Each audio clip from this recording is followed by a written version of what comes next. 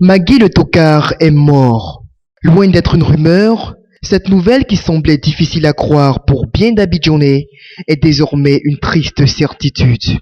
Affreuse ou banale, la mort de Bienyon Magui Sylvain, dit Magui le tocard, est tombée comme un couperet ce lundi 4 juillet au matin. Il est environ 7 heures quand la rue abidjanaise apprend la nouvelle à la lecture des titres des quotidiens. Notre équipe de reportage à l'affût de l'information se déporte sur le site de cantonnement des ex-miliciens qui ont servi aux côtés de celui qui était jusqu'aux dernières semaines de la crise post-électorale l'un des principaux chefs de file des combattants pro-Gbagbo. Ce site, c'est la caserne de la brigade anti-émeute de Yopougon où nous arrivons autour de 10 heures. Là, nous rencontrons des collaborateurs du défunt chef milicien qui reviennent sur les circonstances de la mort du commandant Magui. Ce n'est pas triste parce que le combat continue. Nous sommes dans une position d'excellence. Nous devons marquer la différence. Nous devons prouver aux gens que nous sommes des gens qui luttons. C'est vrai que nos leaders tombent. Beaucoup de leaders sont tombés. Mais ça ne doit pas freiner la continuité de la Côte d'Ivoire. Est-ce que vous avez compris? Donc, tout Ivoirien qui se sent Ivoirien, qui est fier d'être Ivoirien, doit continuer le combat. Certains leaders ont dit que s'ils tombent, nous devons enjamber leur corps et continuer la lutte. Aujourd'hui, notre commandant est tombé. Mais le commandant est encore plus fier là où il est, parce que le combat n'est pas terminé. Nous continuons le combat. Le combat, c'est de redresser la Côte d'Ivoire. Le combat, c'est de sauver les institutions de la République. Est-ce que vous comprenez? Donc ça ne fait que commencer. Et le moral, et le moral, et le moral. Le commandant de là où il est fier. Il est fier d'avoir des éléments qui ne sont pas des lâches. Il est fier d'avoir des éléments qui résistent à vents et marées. C'est pas facile, mais c'est là qu'on voit. C'est quand c'est dur, seuls les durs avancent. Beaucoup ont fui, beaucoup se sont joués les lâches face à l'argent. Ils ont été fébriles. Certains même ont abattu leurs camarades. Je vous rappelle que le commandant n'est pas mort par balle. Il n'est pas mort assassiné. C'est Dieu qui l'a voulu. La maladie a eu raison de lui. J'avoue que nous sommes tous choqués. Que ce soit les éléments, les militaires, que ce soit nous qui dirigeons la cellule civile, nous sommes tous choqués. Magui était un élément très important dans la réconciliation. Tout gravitait autour de lui. Et donc, on avait encore besoin de lui pour assurer les éléments qui sont en cachette, parce que sa seule présence rassurait les uns et les autres à revenir. Alors ça se passe comment? Comment est-ce que vous apprenez que le commandant est décédé? Comment est-ce que vous avez vécu la journée d'hier jusqu'à 13h? Je l'ai eu, j'ai été vraiment choqué. On m'appelle, on me dit le commandant Magui est très malade, de me rendre immédiatement. Pendant que je m'apprêtais à m'y rendre, on me rappelle, on me dit que c'était déjà tard et qu'il a cassé la pipe. Et vous apprenez cela autour de quelle heure? Il était 13h par là. Donc aussitôt j'ai informé le commandant Bel et Koulibaly Ousmane du GT8 Ben Le Sage, alias Ben Le Sage, qui m'a dit de me rendre, de constater, de lui rendre compte. Le commandant Ousmane Koulibaly, qui est un élément des forces républicaines ou des ex-forces armées des forces nouvelles. Oui. Et donc il m'a dit de me rendre et de lui rendre compte et qu'il allait saisir automatiquement la hiérarchie pour en faire son affaire personnelle. Et donc c'est une perte pour lui, vraiment. Il était très utile au commandant et grâce à lui, les différents ex-combattants qui sont encore cachés revenaient, sortaient de la bourse. Donc sa présence était très importante pour vous. Alors est-ce que vous avez des indications quant aux raisons qui ont amené au décès du commandant Magui? Oh, écoutez, il était purement et simplement malade. Il était vraiment malade depuis un bon moment. Il est mort d'une mort naturelle. Monsieur le journaliste, dans un premier temps, je vous dis merci. Merci pour l'opportunité que vous nous offrez de nous exprimer sur vos antennes. Aujourd'hui, c'est avec tristesse et désolation que je l'entends devant cette caméra. Mais avant toute chose, j'aimerais clarifier les choses. Il faudrait que tout le monde entier sache aujourd'hui que le commandant Magui le tocard qui était notre fer de lance, est décédé par faute de moyens. C'est ça qui est la vérité. C'est-à-dire qu'il n'a pas eu suffisamment de moyens financiers pour suivre son traitement. On n'avait même pas de moyens même pour pouvoir acheter même un comprimé. On n'avait personne pour nous soutenir dans cette tâche-là. Que ce soit les jeunes doués, que ce soit tous ceux qui nous ont approchés pour le dépôt d'armes, personne, ils nous ont tous lâchés. Et aujourd'hui, où je vous parle, même nous dormons de force dans un hôtel. C'est à partir de l'hôtel, il restait tout le temps dans sa chambre, pour entrer dans sa chambre, où il agonisait. Ce n'est qu'aux dernières heures qu'on l'a envoyé dans la clinique qui se trouve tout juste en face de l'hôtel. Et je vous fais une révélation. Même pour payer les premiers médicaments, il a fallu l'intervention de sa grande soeur directe qui a sorti la somme de 50 000 francs pour aller acheter les premiers soins. Et les médicaments, on attendait même les médicaments là pour pouvoir le réanimer. Parce que vraiment son état de santé était dégradant. Alors hier vous apprenez qu'il décède, c'est autour de quelle heure? Il est mort aux environs de 13h04 minutes. Magui Le Toka est décédé à 13h04 minutes dans nos mains. Voilà, dans nos mains. Après, du commandant Ouattara, du commandant Gladion et tous les autres frères d'âme qui encouraient, comment dirais-je, qui formaient le staff de Magui Le Toka. Ok, alors aujourd'hui nous sommes donc au lendemain de la mort du commandant Magui. Quel est l'état d'esprit de vos troupes? Est-ce que les troupes sont aujourd'hui affaiblies, abattues? Comment est-ce que ça se passe au niveau du mental?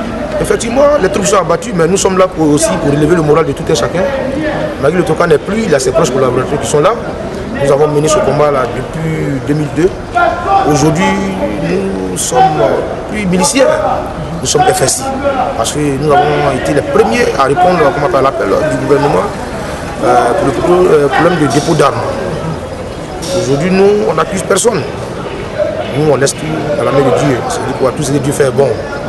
Aujourd'hui, nous allons continuer le combat que nous avons commencé, celui qui est la réconciliation. Continuer toujours à appeler nos amis, nos camarades qui sont toujours poitrés dans leur trou. Leur dire que Magui Le Toka n'est pas là, mais ces gars sont là. Et qu'on fait toujours chemin, nous sommes toujours avec le commandant Ben Laden. Et puis, j'en profite de votre antenne aussi pour dire merci au ministre de l'Intérieur, Ahmed Bakayoko, qui, lorsque ses proches collaborateurs ont appris la nouvelle, même que l'état de santé était dégradant, ils nous ont approchés le plus rapidement possible. Et j'ai cru que, moi, en attendant, j'ai su que s'il était informé auparavant, il aurait pu faire quelque chose. Il aurait pu réagir, sauver la vie du commandant. Voilà, mais dès qu'il a été informé, il a envoyé ses collaborateurs.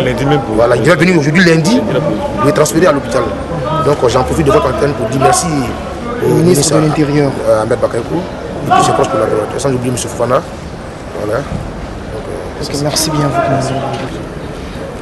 Pour la mort de Magui, c'est trop long. C'est trop long.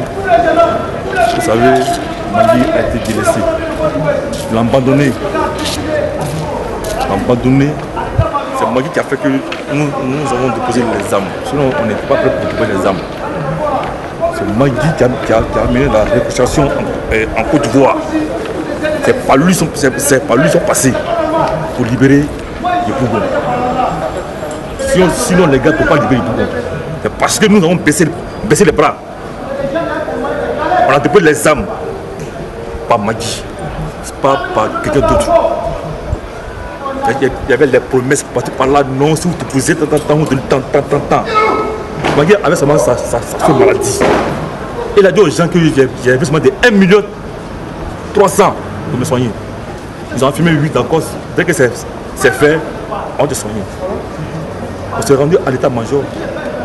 Ils ont commencé à le soigner d'abord.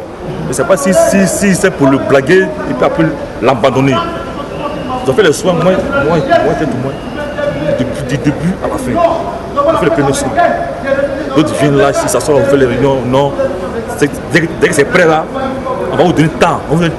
Nous, là, c'est pas l'argent qui nous importe. On voulait la libération de nos pays. C'est eux qui pensent sur jetons. C'est eux là qui veulent jetons. Nous, là, c'est parce qu'on a développé les âmes pour que les fils se taisent au niveau de la Côte d'Ivoire. Nous, là, c'est peut-être pour que le pays reprenne. Où on partait là, ce n'était pas bon. Pourquoi ils vont nous prendre que non, les miliciens ne sont pas des miliciens. On a pris les armes pour se défendre. On ne sait pas comment, où aller. Alors aujourd'hui, vous vous sentez franchement frustré. Voilà, deux mois. Voilà, les gars nous ont abandonnés. Au départ, ils étaient bien nous. Et puis, à un moment, on s'est senti abandonné. Le seul gars que je veux remercier, c'est le commandant Ben Laden. Jusqu'à présent, il est à nous. Donc pour les autres commandants, moi je peux leur dire merci aussi, puisque au départ aussi, c'était à nous. C'est grâce à eux on vit. C'est grâce à eux on vit, mais vers la fin, on les voyait plus. Mais qui sache que non, on a perdu aussi quelqu'un de très cher, un combattant, un leader. Magui, en tout cas, c'est un leader. Pourquoi ils vont penser que non, c'est d'autres qui ont commencé la récupération. Ce n'est pas eux, c'est Magui. Et tout le monde connaît Magui. On dit il est mort là. Il est bien mort même. Magui est bien mort. Là, comme ça, ils vont l'oublier un peu, ils vont le laisser un peu. Ils ont déjà des plans pour lui. Et lui-même, il est pas de lui-même maintenant. On va maintenant qui ils vont poursuivre maintenant. Ok, merci. Voilà. On va maintenant qui ils vont poursuivre. Et votre nom c'est Blé Moi c'est Blé. Et maintenant mon petit nom de guerre là c'est Watao. Je n'ai pas pris le nom Watao parce que c'est Watao aussi, il est bien aussi. Voilà pourquoi depuis avant la guerre il y avait déjà ce nom. C'est ça. Voilà. Pas de souci. Merci bien à vous. Face à cette situation de tristesse généralisée, les ex-miliciens désormais incorporés au sein des forces républicaines de Côte d'Ivoire reçoivent la compassion de M. Fofana, représentant le ministre de l'Intérieur, qui nous livre ici ses sentiments de regret. Je suis M. Fofana Chekouma et je travaille en collaboration avec ces jeunes frères, disons nos frères qui ont décidé de rentrer dans la République. Comme nous avons été saisis de son état de santé, c'est pas plus tard qu'en début de week-end. Mais le ministre étant absent, il a fallu quand même qu'on essaie de trouver les voies et moyens pour l'interner dans une clinique afin qu'il puisse recevoir des soins plus appropriés. Mais malheureusement, hier dimanche, je sortais d'une réunion avec un responsable. Et à 14h, il a été informé comme ça, comme quoi qu'il est décédé. La vie d'un homme appartient à Dieu. La maladie et la vie sont deux paramètres différents. Donc, à partir du moment où il est décédé, tout ce qu'on peut faire, c'est venir d'abord approcher nos frères, apporter notre attention et les assister aussi comme on le peut. Mais déjà hier, le ministre quand même a fait un petit geste pour les assister. Et puis on va prendre le programme des obsèques, comment est-ce qu'on peut les assister pour la suite. Cependant, ce acte de solidarité n'arrive pas à soulager la peine des compagnons d'armes de Magui qui crient leur révolte, estimant que leur chef est mort à l'abandon. Je suis lieutenant Baya, je suis la marine marchande et commandant du groupement au niveau de la BAE GT8. En toute sincérité, il faut que toute l'opinion nationale et internationale prête l'oreille. Pour quelqu'un qui a combattu, qui a participé à la réconciliation, et après avoir fini de se rallier et qu'on l'attrape, on le bastonne et qui tombe malade, cette personne-là, qui doit toujours être au four au moulin avec les gens, n'a pas reçu des soins. Magui souffrait après avoir fini d'être enlevé par les éléments de IB qui l'ont bastonné copieusement. Et cette gravitude, il est malade, il était tellement malade, il était touché partout. Cet enfant a décidé de sauver la Côte d'Ivoire pour une vraie nation plus tard. Car c'est un homme dont on parle, l'homme de renouer de l'espoir, l'homme de l'économie de 21 à l'aube. Il faut que je vous dise, à l'actuel gouvernement, Magui s'est rallié, même pour donner le plan de certaines communes pour que les FSI puissent pénétrer. Mais ce Magui, il a été négligé. Ce Magui est mort comme un lâche. Si Magui était tombé au front, nous-mêmes qui sommes ces éléments, on allait au moins tirer des coups de fil en l'air pour qu'on sache que nos commandants est parti dignement. Mais je ne suis pas du tout d'accord. J'ai dit ça, ce n'est pas pour rébeller les gens, mais j'ai dit ça pour que nous qui sommes ses adjoints, ses collaborateurs directs, nous souffrons aussi des mêmes choses, la même chose, car c'est une administration qui continue. Si parmi nous encore, d'autres sont malades, que l'opinion internationale ou bien nationale, que le président Alassane Dramane Ouattara, qui nous a demandé de tout faire pour qu'on aille à la réconciliation, puisque nous avons cru à lui, c'est un nouveau président. Dès qu'il est arrivé, on s'est allié derrière lui. Alors, que ce président-là prend son temps, il prend son temps et sa capacité, sa réflexion, tous ses bagages intellectuels qu'il a pour l'humanité.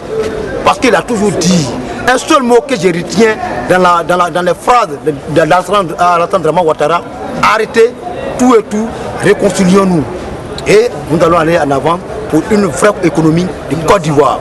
Alors tous ceux qui sont avec nous ici, tous les commandants ici présents, tous les éléments ici présents ici, sont tous à sa disposition. Il ne faudrait pas qu'un encore tombe comme ça, comme un poulet sans propriétaire. Bien vrai, c'était la guerre. Après la guerre, c'est la paix, la réconciliation.